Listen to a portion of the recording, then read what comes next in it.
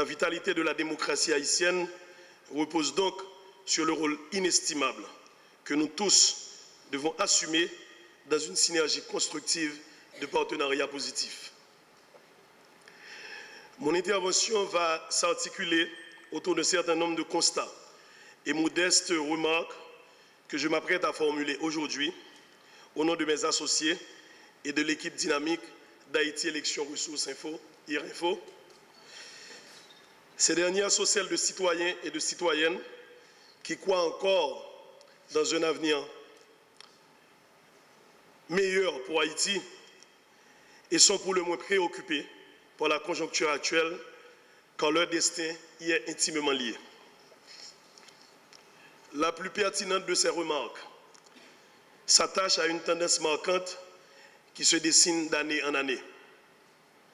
Le coût des élections ne cesse d'augmenter alors que le taux de participation ne cesse de baisser. De 90 à nos jours, les opérations électorales ont englouti des dizaines de millions de dollars alors que les taux de vote ont baissé progressivement avec une estimation inférieure à 25% aux dernières élections présidentielles et législatives de 2010. Cette année encore, avec plus de 55 millions de dollars US prévus pour la réalisation des élections, allons-nous encore voir baisser le taux de participation?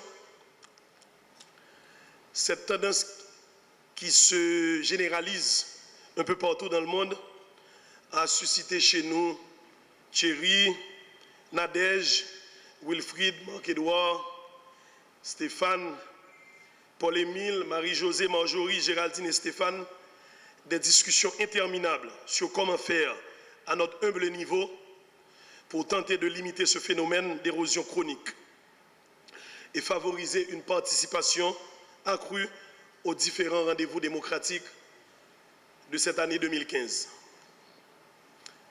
Distingués invités, les recherches ont démontré que les habitudes de vote s'acquièrent à l'âge du premier vote. Aussi, nous nous sommes posé les questions suivantes. Pourquoi en Haïti, les jeunes ne participent-ils pas au processus électoral? D'où vient ce désamour, ce désintérêt, cette incompréhension vis-à-vis de la politique? Et comment faire pour inciter les jeunes qui ne sont pas intéressés au processus démocratique lié aux élections à exercer ce droit fondamental le plus tôt possible?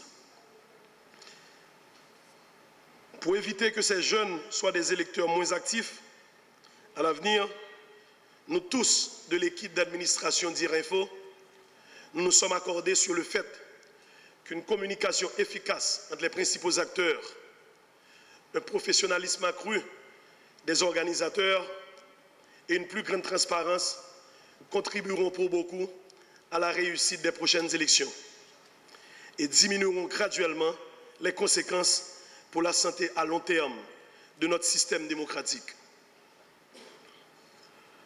Nous de IRINFO croyons dur comme fer que tous les intervenants, pouvoirs publics et privés, parents, enseignants, jeunes, politiciens, médias et organismes électoraux doivent travailler de concert pour inverser le processus d'abstention chronique et permettre aux citoyens et surtout aux jeunes de jouir des conditions dont ils ont besoin pour participer activement à la vie démocratique.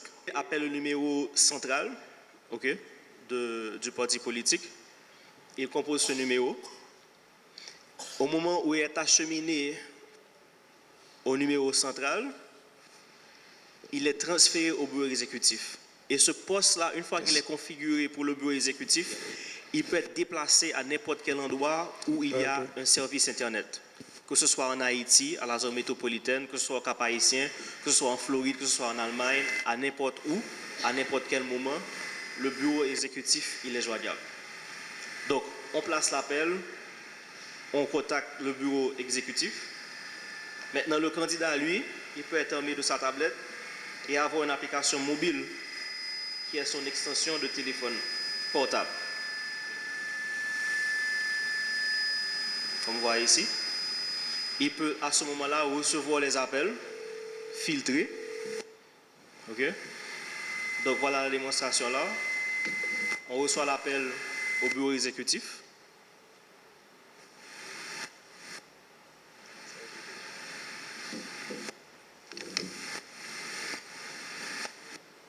Et on le transfère à l'iPad. À ce moment-là, maintenant, le candidat peut se mettre en disponibilité, il peut dire qu'il est en réunion, il peut même visualiser les messages vocaux, ok? C'est-à-dire il va voir qu'il a reçu un message de telle heure de telle personne, il peut les écouter en plein déplacement en dehors de son bureau. Et de retour à Port-au-Prince, on peut réinstaller le poste téléphonique à l'intérieur du bureau central pour continuer le travail. Et ceci sans intervention technique énorme. Il n'y a qu'à débrancher le poste téléphonique et le brancher au nouveau endroit. Exprimer une fois de plus la détermination du gouvernement à créer des conditions propices à l'organisation de bonnes élections. Je n'ai qu'un mandat, créer des conditions pour l'organisation des élections et assurer la continuité de l'État. C'est le seul chemin portable pour Haïti. C'est le seul agenda réaliste. C'est la seule façon de préserver l'image du pays sur le plan international. Et c'est la seule manière de nous faire prendre au sérieux en tant que peuple. C'est l'opportunité pour garantir la stabilité politique indispensable au progrès social et économique. Alors, je suis passé pour encourager cette activité, même si c'est une initiative privée, mais il faut une combinaison du privé et du public qui forment l'État pour faire avancer notre société.